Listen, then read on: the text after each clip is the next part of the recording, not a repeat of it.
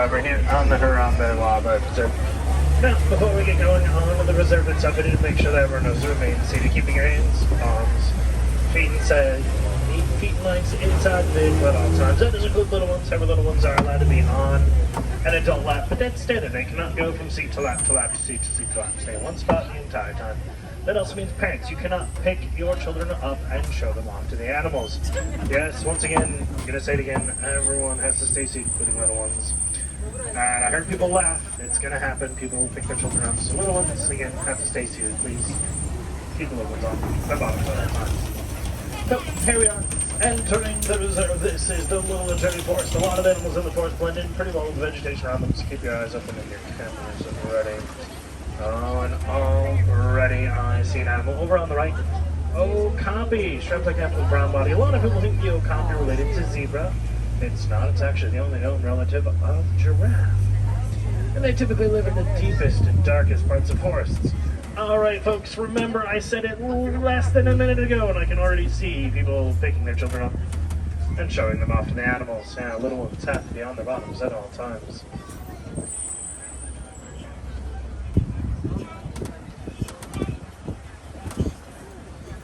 Let's keep going and see if we can find any animals.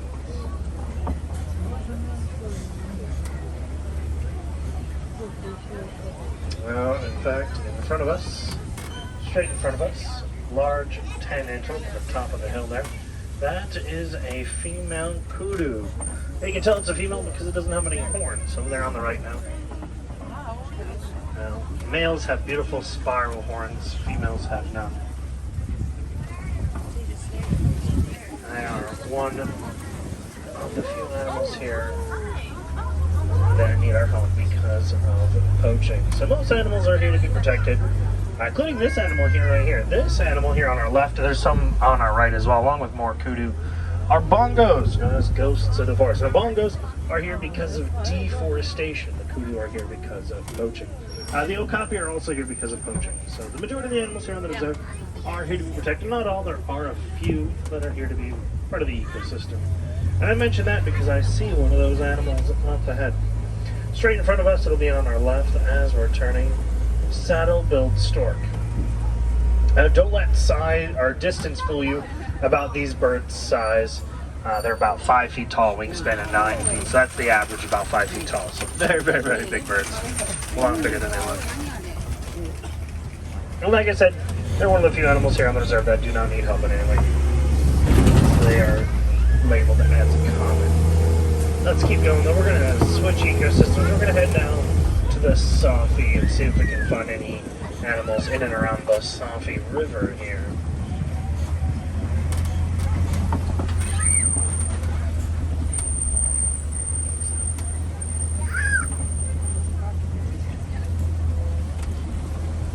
Your eye is open here. There's definitely something in. You can see them ripples in the water here on the right, so something was there. I don't see anything just quite yet. But over here on the left, animal for sure, pelicans hanging out on the island here. These are pinkback pelicans, getting the name for the pinkbacks they show off during mating season. Have your pelicans called a pod. It's a pod of pelican. And hopefully, oh, look at this. Yeah, hippos right here. Up ahead here on our left, hanging out near the island here. They get up to about 4,500 pounds when fully grown and holding their breath for up to 8 minutes at a time under the water. Now, because they have their nostrils on the top of their head, they are able to sleep under the water. When it's time for them to breathe, they can rise up, get a breath of air, and go right back down without ever waking up, which is a really, really cool thing. Now, when on land, they seem like they would be very lumbering animals because they spend the majority of their time in the water. They can actually move speeds of about 25 miles an hour. Very, very fast. A lot faster than you would expect. Oh, and look at this. Another animal here. Crocodile on the left. These are Nile crocodile, largest crocodilians in Africa.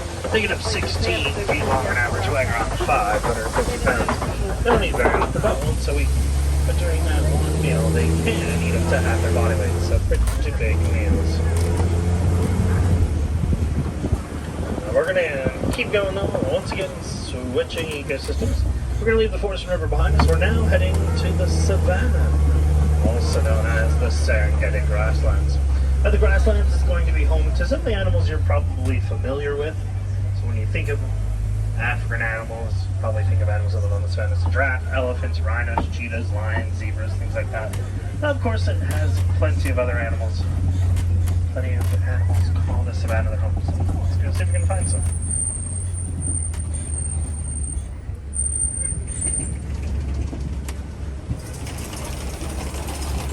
So we're not even on the savannah proper yet, and I can already see giraffe in the area. I also saw wildebeest, so we'll eventually get good views of these animals, but there are some in the area. Yeah, so you see a couple giraffe. Oh, and look at this over here on the right, zebra. A couple of them here. Now, this is one of 3 different species of zebra here in Africa. It's the Hartmann Mountain zebra. Hartmann mountains have stripes everywhere on their bodies except their stomach. And a group of zebras called a dazzle. There's 2 there. They're usually found in dazzles, so there's probably... Oh, yep. In fact, there's more up ahead. Let's see them. Another giraffe, and also the wildebeest. I mentioned that I saw them briefly there. So, up ahead on our right, the gray and black antelope laying down. They're one of the most populated wild animals on the planet. Over 1.5 million of them migrate across the savannah every year. So 1.5 million of them. Very, very large migrations. So again, those are one of those common animals. Animals that don't really need our help. You might have heard of them by a different name, though. Another common name for wildebeest is GMU. Oh, and yeah, look at this giraffe. Another animal that when you think of, you just think of it by giraffe. But there are different types, just like zebra. 3 different types of zebra, 9 different types of giraffe. This is the Maasai giraffe. Maasai have very jagged regular spots of pattern, and the species of giraffe is very delicate, not like patterns. Also, look over on the left. Hanging out on top of the den, hyena. So, hyena sleeping there, and they are crepuscular, so they're going to be hanging out and resting during this time of day, are more active around sunrise and sunset. Those are the more zebra I was talking about, hanging out over here on the left. Also on the left, sable antelope, the brown antelope with the curved horns. Emblem of the reserve. They're extremely territorial. They've been known to charge animals they do not want in their territory. And those are all female sable. You can tell because their coat colors. Males have much, much darker brown coloring. And then, of course, the wildebeest. I already mentioned them. Talked about how, you might have heard of them by the name of newt. Now, wildebeest is the Dutch word used by the Dutch settlers. A lot of the animals, the names that we use today, derive from the Dutch language. Wildebeest, duiker, eland, springbok are all animals that were named by the Dutch. Just a few that I can think of off the top of my head. We'll keep going though. We're getting pretty close to this giraffe again. But there was more in the distance farther into the reserve. You can see no 2 spots of the Maasai look the same. So that's one of those distinguishing marks that make it a Maasai. Very jagged regular spots. And they are here to be protected. Something a lot of people don't really talk about is the fact that giraffe are poached. Giraffe are poached for their beautiful coats. There's actually less giraffe in Africa than there are elephants.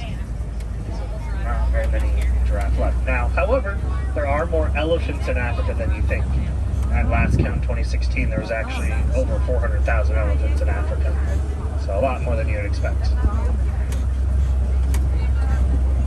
And look at this, so a bunch of giraffes straight in front of us. They're pretty far away. You can see them there. Also, way, way in the distance on the right up on the hill, you can see some animals with massive horns. Those are ankoli. They're cows. They're domesticated, only domesticated species on the savannah. They are treated like wild animals here, though. They don't have any special treatment. In many parts of Africa, there are actually signs of wealth. The more ankoli you are, the wealthier you are, presumably. Oh, look at this. Look how close this giraffe is going to be here on the right. They are really, really, really cool animals. One of the coolest things about them is the fact that giraffe only need 30 minutes of sleep a day. Yeah, 30 minutes. That's not even all at one time either. A couple minutes here, a couple minutes there, scattered throughout the entire day until you'll drop 30 minutes. So hanging out here, this younger giraffe.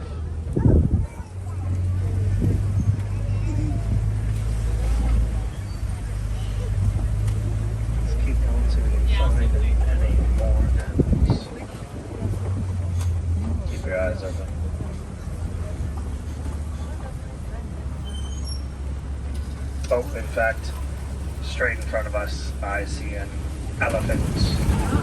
Yeah, so we're going to pull around and hopefully get a good view of that here in just a few seconds. Yeah, so over there on the right, way in the distance, and more than one.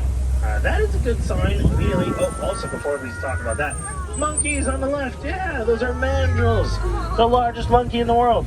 Males get up to 100 pounds, females are around 30 pounds. So, and that's a troop. It's a group named Troop of Mandrill. So let's see, we're going to pull up and get a good view of these females, it looks like. And like I said, if you find more than one elephant, you are most likely looking at females. So females hang out in herds, led by the matriarch, typically the oldest female in the herd.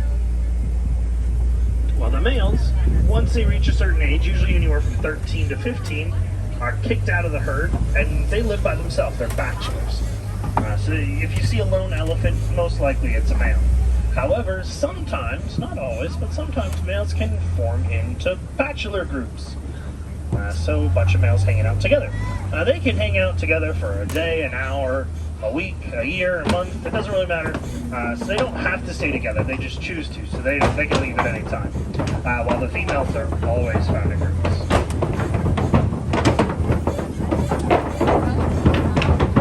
So that was part of the female herd. They realized they reserved their home, which means probably the rest of the female herd is in the area. So keep your eyes open. They are here to be protected. They are here because of poaching. They're one of the most poached land animals on the planet. I already mentioned how many elephants were in Africa a couple years ago. 6 years ago, there was over 400,000 elephants in Africa. And yet, they are predicted to go extinct out in the wild in the next 20 years or so. That's how high they're poached, their rate. They are actually poached at a high rate of 50 a day. It's actually closer to 55 a day. 55 elephants every single day. So that's why they're here. They need our help and protection. Imagine a world without animals like elephants in it. It's very, very sad. So there's a couple here on the left. Definitely part of the female herd that calls the reserve their home. A bunch of elephants around. So really, really cool animals. But definitely in need of help.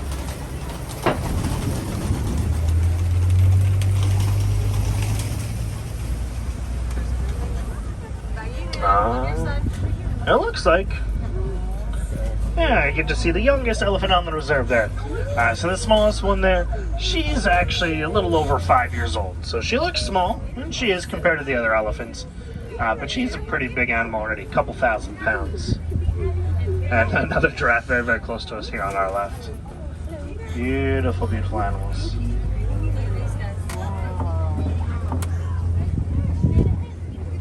Elephants are really, really unique. Mostly because I like to describe it as a apprentice program. So the female, the matriarch, I already mentioned the females are led by matriarchs. That matriarch will usually teach a few other elephants where to eat, safely eat, sleep, drink, and teach them where the herd should go at certain times of the year. And when that old matriarch passes, the elephants of the herd will choose a new matriarch out of those apprentices, and that becomes a new matriarch. So that's really, really cool. It's a very unique system.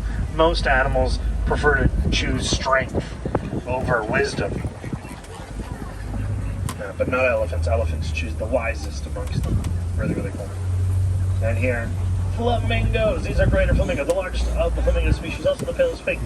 And a group of flamingos is called a flamboyance.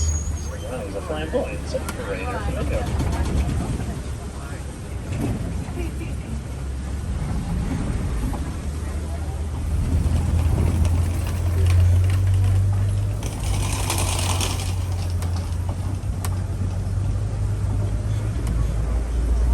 Oh, look at this, another animal.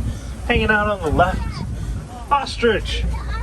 Those are female ostrich. You can tell because they're feathers. Females have gray feathers, males have black. They are the largest birds in the world.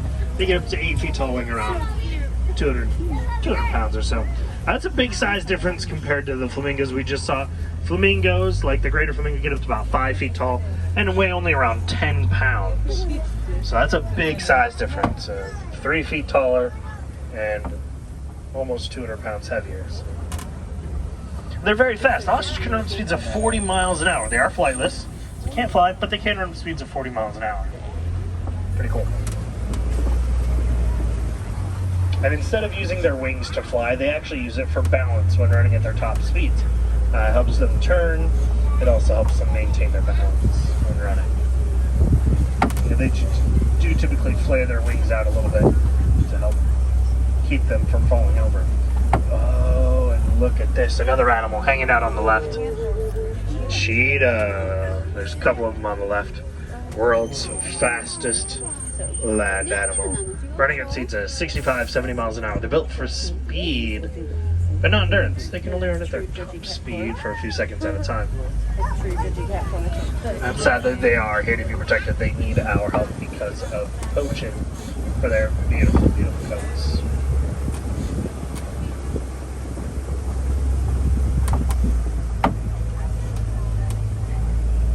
And they are diurnal, active during the day. So you saw the cheetah, they were laying down because they're cats. Cats just sleep whenever they can. The way that big cats are determined if they're awake during the day or awake at night is when they hunt. So cheetah are the only big cat that hunts in the middle of the day. It's kind of cool. Speaking of big cats, hanging out on the left, there's a male lion sleeping there right at the edge of the rocks. You can see his mane. The darker the mane, the older the male. Now, I know the lion is cool, but I also want to point out over here on the right, up on the hill, there's a waterbuck, shaggy brown animal, white ringer on its bottom. Waterbuck get their name because they have an oily substance in their coat that protects them from the water, so they don't really get wet. And yes, I don't know if anyone else saw it, but I also saw the rhino there as well. So we're going to pull around, going to give you those rhinos. And look at some females here as well. Beautiful, beautiful animals. Now, lions are the least active big cat in the world. They sleep and rest up to 20 hours a day.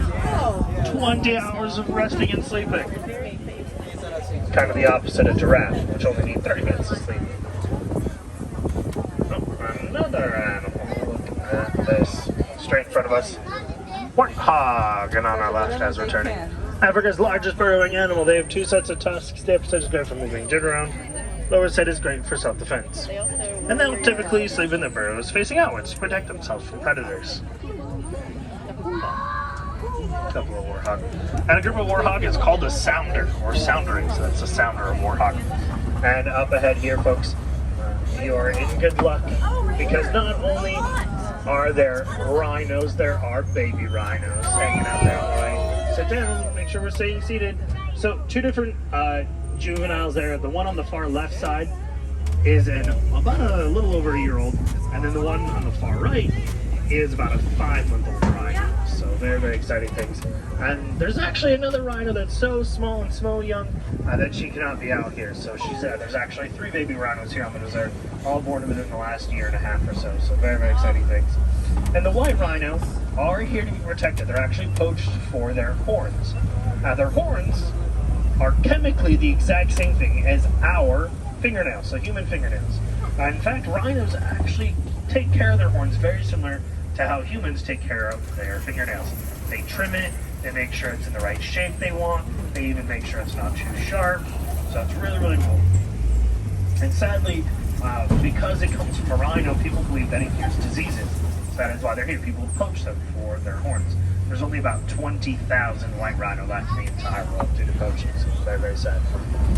And here, in the final part of the reserve, Magadi Glen here in the Glen of Warden's Post, and this warden has goats, and baby goats. So you can see the babies there. So the adults are about 2 foot tall goats, and then the baby's about 1 foot tall. They're only a few weeks old, so this is actually one of their first few days out here. Less than a week since they've been introduced to the reserve, so hanging out there. Very, very cute. So not very big. That's why a lot of farmers have Nigerian dwarf goats. They don't take a lot of space. They'll eat pretty much anything, and they produce a lot of milk for an animal their size. So a lot of farmers have them as a source of income, being able to sell their milk and cheese in markets and stores across Africa.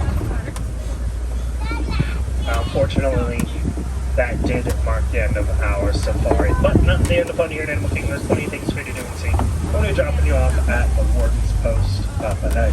And next to that, Warden's Post, the Gorilla Falls Trail, where you can find gorillas, meerkats, naked mole rats, fish birds, amphibians, and plenty of other animals all native to Africa, so definitely worth checking out. Before I drop you off, I want to talk about these animals one final time. Throughout the entire reserve, talk about how these animals need our help. Some of them are here to be protected. There are ways you can help them. Some of the easiest things you can do is from the inside of your home. Like recycling things, recycling paper products, plastics, electronics. You can also reduce what you're using and reuse what you already have. Reduce, reuse, recycle. 3 very simple things that will make a difference. Promise you that.